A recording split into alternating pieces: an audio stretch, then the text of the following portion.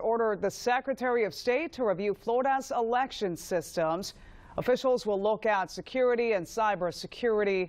Two counties, as you know, were breached by Russian hackers in the 2016 presidential election.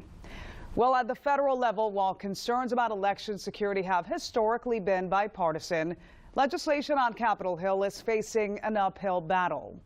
Our Washington Bureau reporter Samantha-Jo has been following the story closely, and she is live now at 5:31. So what is exactly the holdup here, SJ?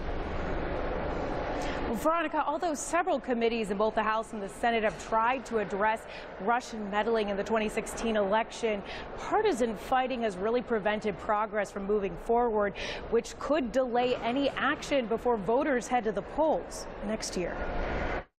It should be a huge concern, right? Because every vote should count. The first primary in the 2020 presidential race, a little more than 250 days away. The FBI's recent notification to state and local officials in Florida that Russian operatives had successfully hacked voter registration files in 2 counties in 2016 came nearly 3 years after the breach. Florida Governor Ron DeSantis is now ordering a security review of state and county election systems ahead of 2020. But intelligence officials are bracing for even more aggressive attacks in the months to come. Congress approved a $380 million federal grant to states last March to boost election security, but have yet to give any more resources since. What needs to happen is a regular annual stream of funding that's around that amount or a little higher, distributed to the states so that they can try to figure out new and innovative ways to defend their system. But some lawmakers believe tackling this issue at the federal level isn't the answer. There's only so much that we can do to force the state's hand and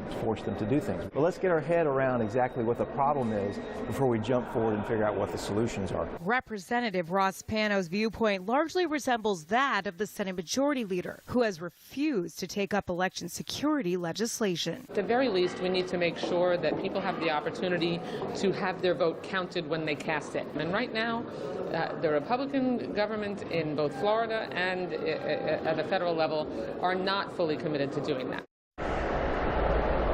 Well, at this point, there is no indication that any of these extra resources will be put in place soon, and time is running out. We're live on Capitol Hill this evening. Samantha-Jo, Spectrum, BN9. Yes, it is. Thank you.